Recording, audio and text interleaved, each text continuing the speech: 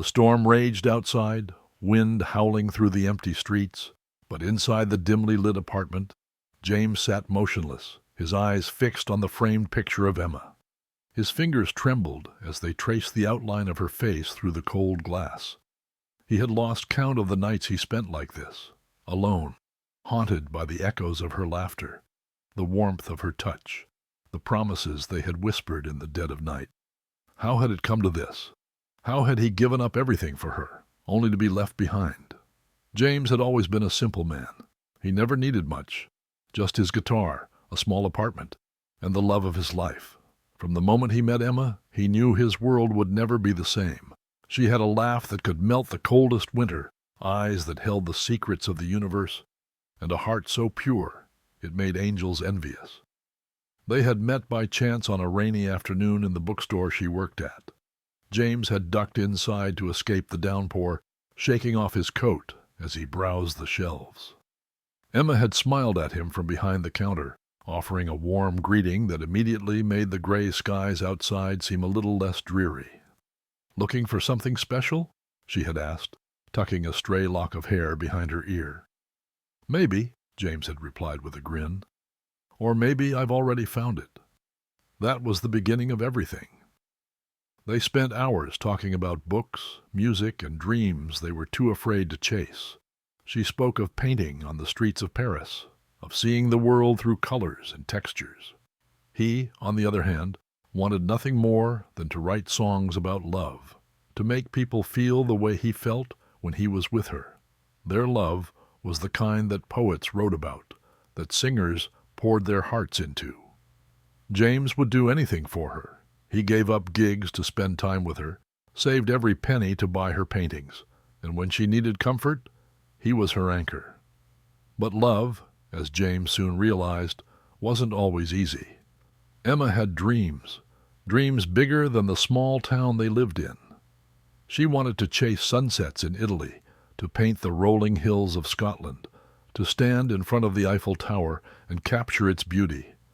And James, he wanted to go wherever she did, to be her shadow, to make her happy. So when she got an opportunity to study art in France, he didn't hesitate. He sold his guitar, the one thing he cherished most, just so he could buy her a plane ticket.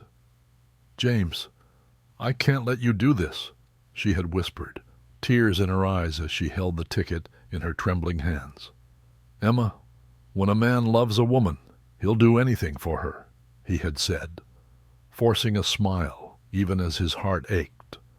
"I just want to see you happy."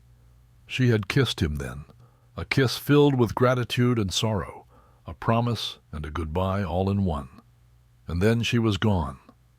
Days turned into weeks, weeks into months.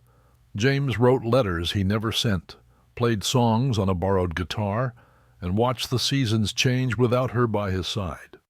He told himself it was worth it, that her happiness was his happiness.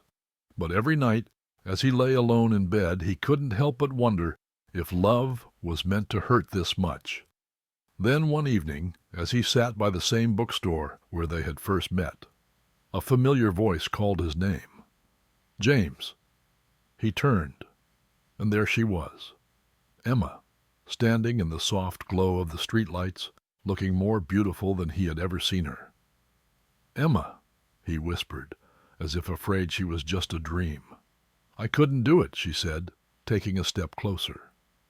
"I thought that chasing my dreams meant leaving, but all I ever really wanted was you." His heart pounded as she reached for his hands, pressing them against her heart. "You were willing to give up everything for me. But what's the point of painting the world if I can't share it with the one person who makes it beautiful?"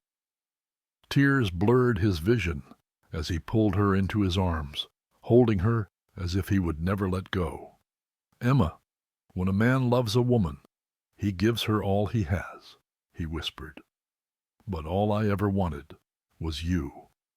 They spent the night walking through the city, rediscovering every memory, every laugh, every promise they had made. She told him about Paris, about the beauty she saw, but also about the emptiness she felt without him. And James, in turn, told her how he had spent every night playing songs for a love that seemed to have vanished into the wind. But love has a way of finding its way back. As dawn broke, Emma reached into her bag and pulled out something wrapped in cloth. "I couldn't leave without this," she said, handing it to him. James unwrapped it slowly, his breath catching as he saw what it was. His guitar. The very same one he had sold to buy her ticket. His fingers traced the worn wood, the familiar strings, and he looked up at her in shock. "How?"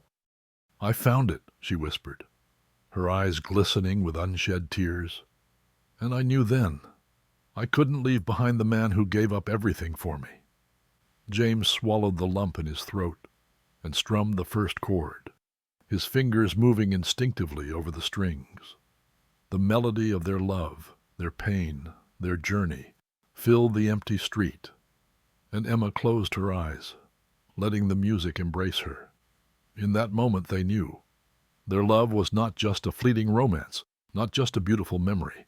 It was real, it was enduring, and it was theirs.